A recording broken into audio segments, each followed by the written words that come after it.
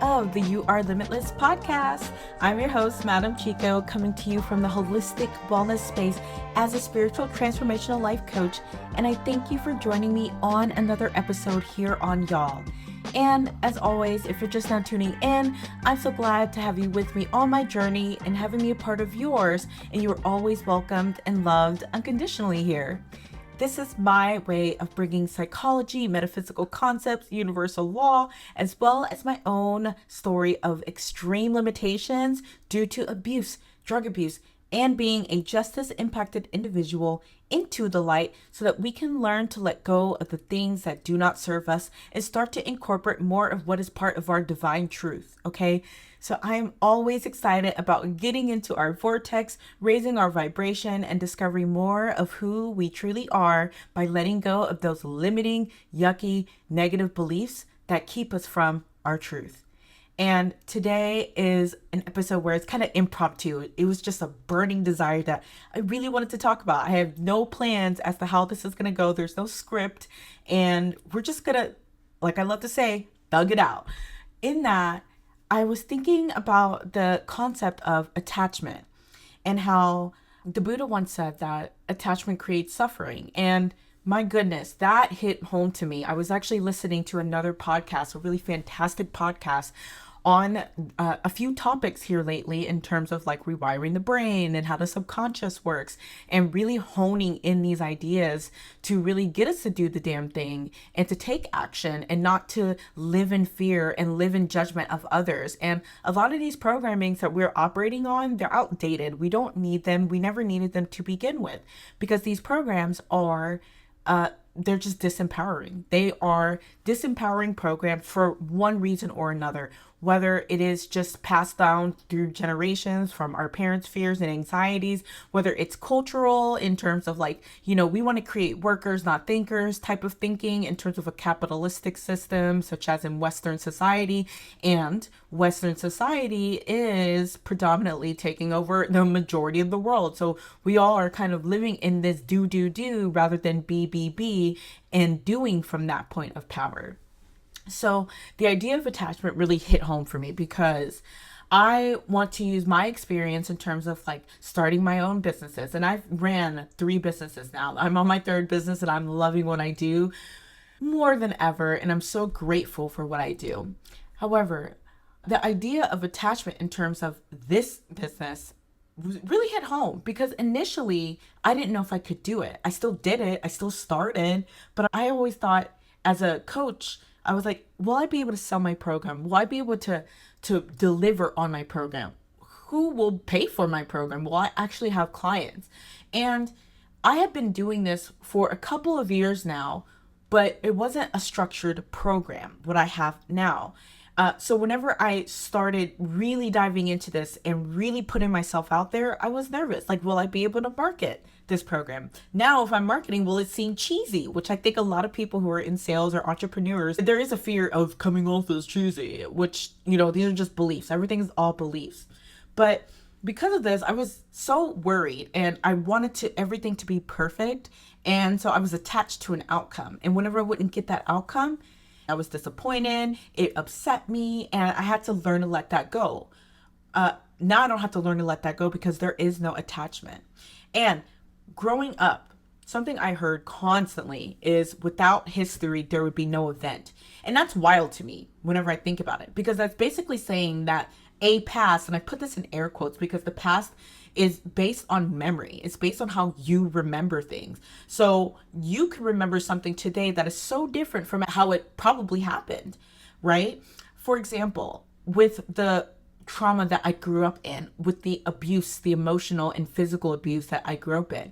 Today, when I tell the story, I am not triggered by it, okay? Because I remember it as something that happened, not necessarily needing to happen, air quote, but for me, it needed to happen in order for me to come to a place where I can tell you guys how to overcome whatever trauma, emotional, sexual, physical, whatever it is, trauma with the capital T or lowercase t, that had to have happened for me in order for the story to make sense, in order for me to be able to teach what I'm teaching, in order for me to show people like you and anyone that resonates with this how to rewire their brain.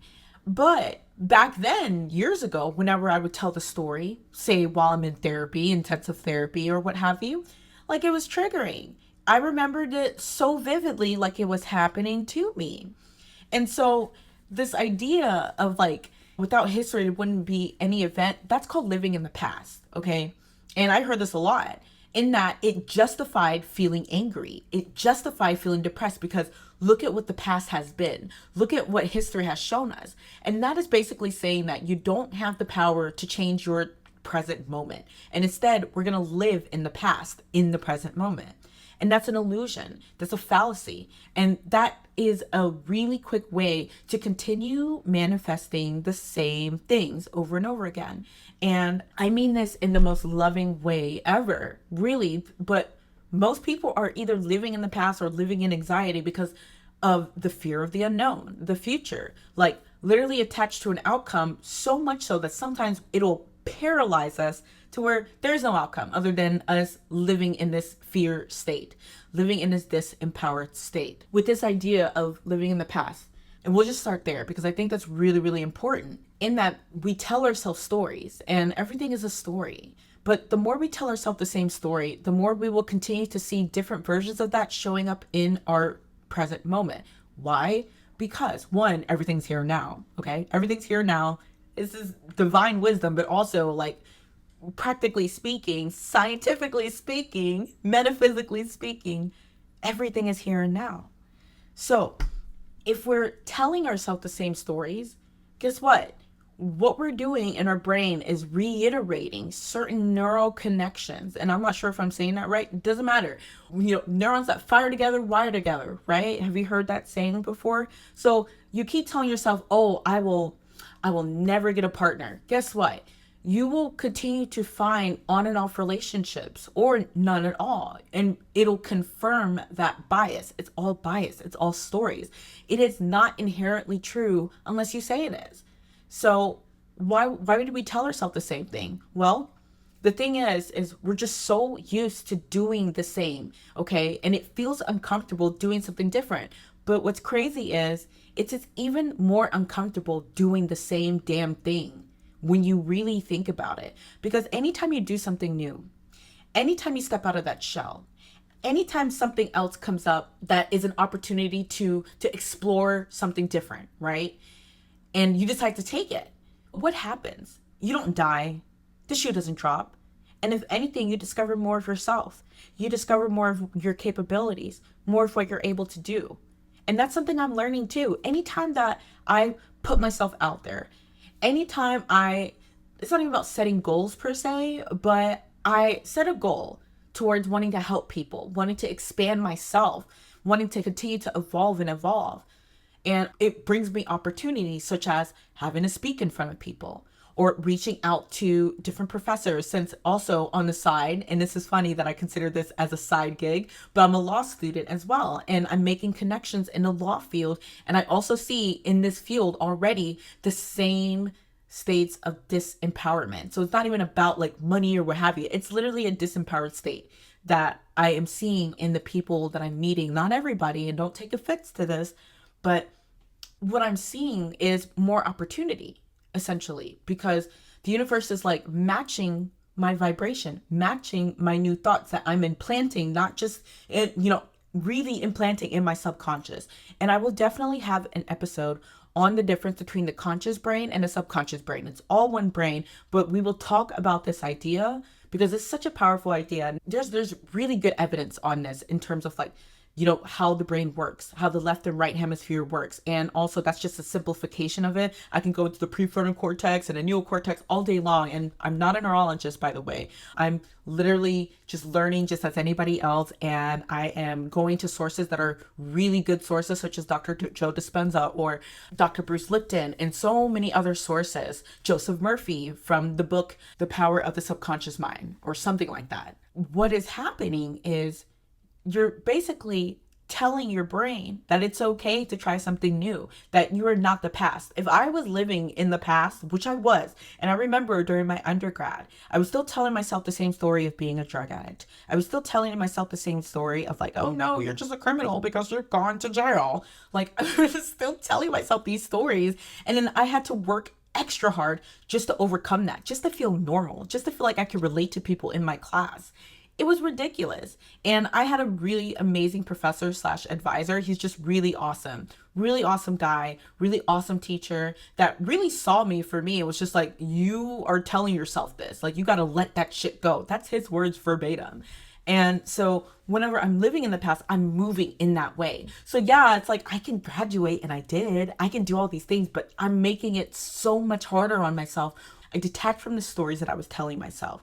I detached from the idea that, oh, well, you are a criminal, you are a drug addict. Like, and instead I started to incorporate this idea of like limitlessness. And that's kind of where my program comes from. That's where the podcast comes from, is the idea of limitlessness. And because I was doing these different habit formations that I'm now understanding to the degree to which I did it, because I couldn't understand initially when I first started, why is it that it was easy for me to get certain results? Yet some of my clients, not all, but some are struggling. So I really had to dive deep into understanding neurology of habits and the science and the metaphysical concepts of beliefs and attachment and all of these things that really just solidified how I did it. And so, yeah, like when you tell yourself a different story that's different from the story you've been telling yourself, wow, you finally have detached from the past. So try this out.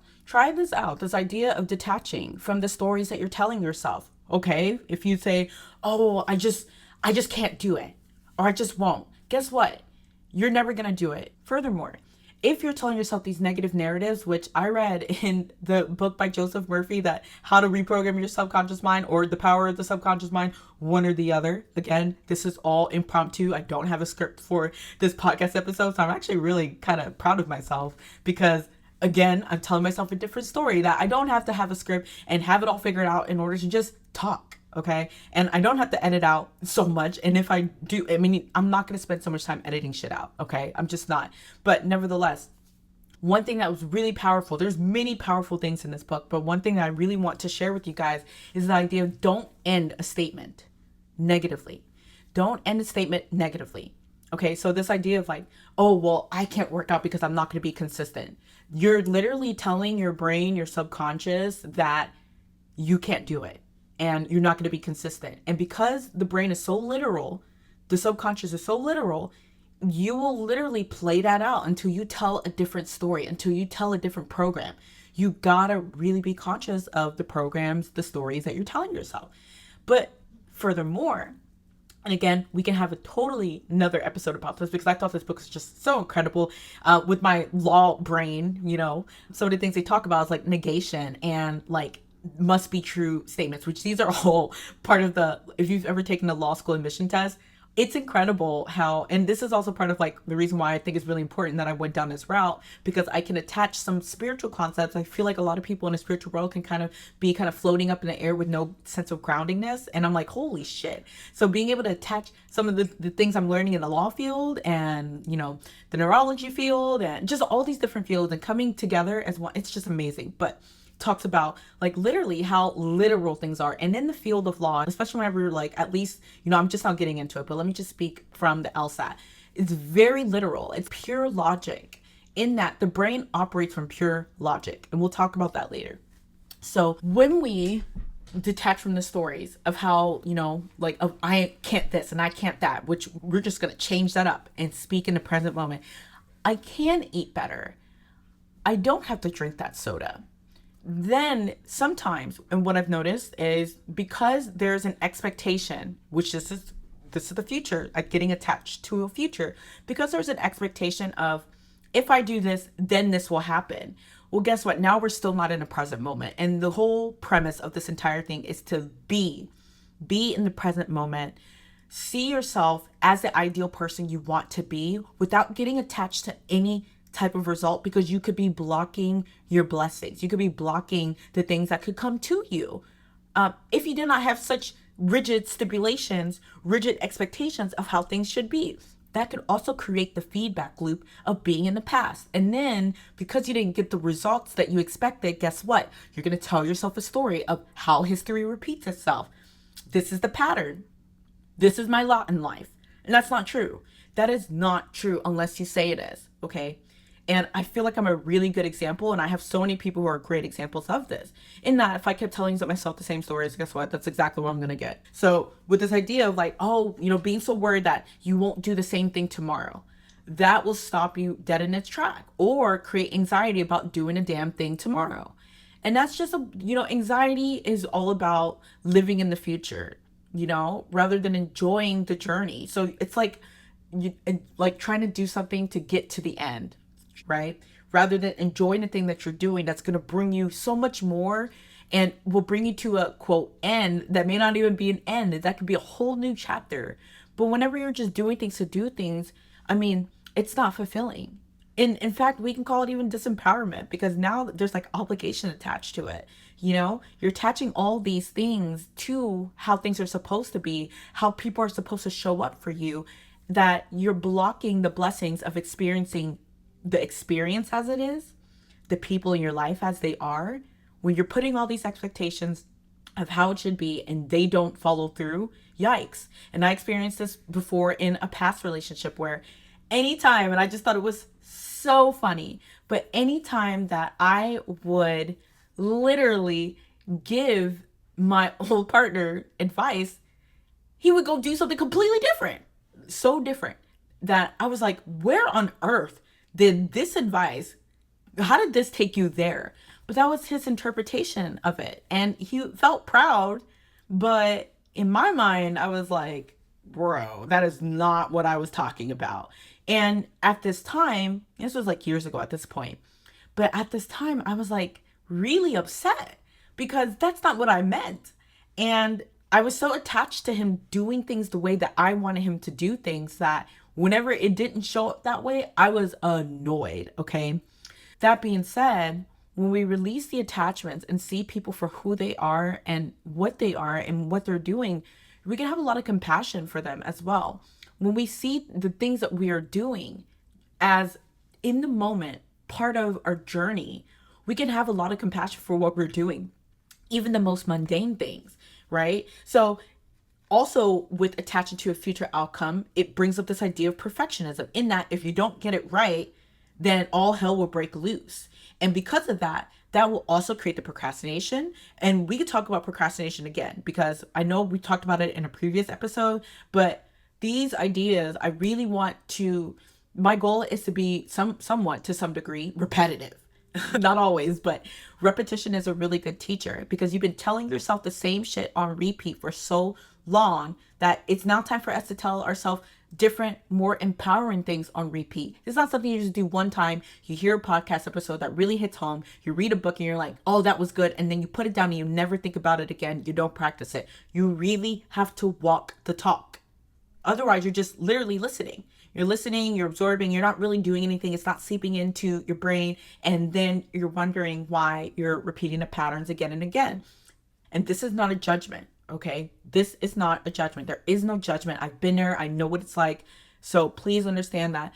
Like, this is part of the idea of being limitless. I really believe that you are limitless, but we will place limitations on ourselves that are negative for whatever reason. And a lot of the times we're placing these limitations unconsciously. So when we start being conscious of the things that we're doing and why we're choosing to, like, the certain situations, man, that is a powerful place to be, guys. So the overall take for this, as I said, is to be present. Be present, detach. Tell yourself a different story, okay? In the present moment, and I've said this on Instagram, I think I have a reel on this, and in general, but in the present moment, when you really think about it, and right now I really want you to do an exercise where you just sit still. If you're in the car, please pay attention while you're driving. But I really want you to just focus on your breath. Like, just take 3 deep breaths, right? And think about this one statement. And that statement is, in the present moment, I am not my trauma. Think about that. And then open your eyes and look around you. Everything is silent. Everything is cool. If you're sitting at home in front of something, the couch, the kitchen, you notice that they're not making chattering noise, what have you. You look around, if you have kids, you see them, they're chilling. You are not your trauma. It's really what's going on psychologically that dampens your outlook on life. If you are dabbling in the negative beliefs or the limiting beliefs. So think about that. You are not your trauma. You are not your history, unless you want to use it in a positive way. You know, I don't see myself as a drug addict, although for practical purposes, I will identify in order to have people see that it is possible to completely change your life. Okay. And by the way, when I talk about drugs, I'm talking about the illegal top 3 drugs that are the big no-nos, okay? That should still be illegal. I am not talking about spiritually enlightening drugs. Let me just put that out there. No, I'm not saying to go do drugs, okay? But, and I love saying that, it's so funny. Nevertheless, literally, like, think about it. Also, whenever you think about your goals, maybe take another 3 deep breaths. Think about your goals. And think about how you would like for it to come to fruition. Don't attach any anxiety of like, oh, if it doesn't happen. But if you notice that coming up, feel it in your body. Feel that through and let it go. Watch how you'll be more present as you're doing the things you're doing, because you're doing from a point of being. And that's really important. And I really want to hone that in, is you can sit there and do, but then you'll find yourself working 40, 50, 60 hours on some bullshit. Or you'll find yourself like literally beating your head up against the wall when you don't have to. And it's all based on beliefs and perception. And we have that capability to change anything and everything in our lives today, right now, in the now moment, because that is what it means to be limitless. So thank you guys for joining me on this impromptu episode. We're going to be doing this more often, because guess what? If I do this more often, maybe I'll be posting or putting out more episodes more frequently. So I am just so excited about just having this idea, wanting to come out, not caring what it sounds like. And it's just been so amazing getting into alignment with you guys, expressing my truth. And guess what?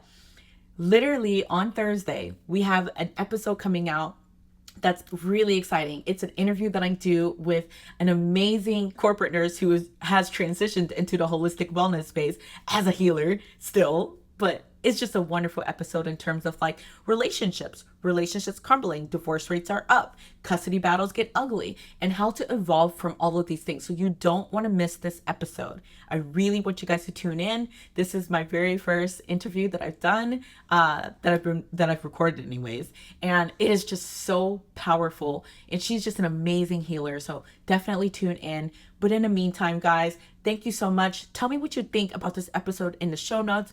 Go follow me at Instagram at Madam Chiko, also in the show notes. If you want to book a call with me to just chit chat, talk about some programming or coaching programming options, what have you. I will be starting a group coaching program, by the way. So I think that's going to be more accessible and it's going to be really amazing. So just keep that in mind, that there will be a wait list coming up in the near future. But in the meantime, thank you so much for joining me here on You Are Limitless, because you are truly limitless, and I am more than happy to help you see that. See y'all next time.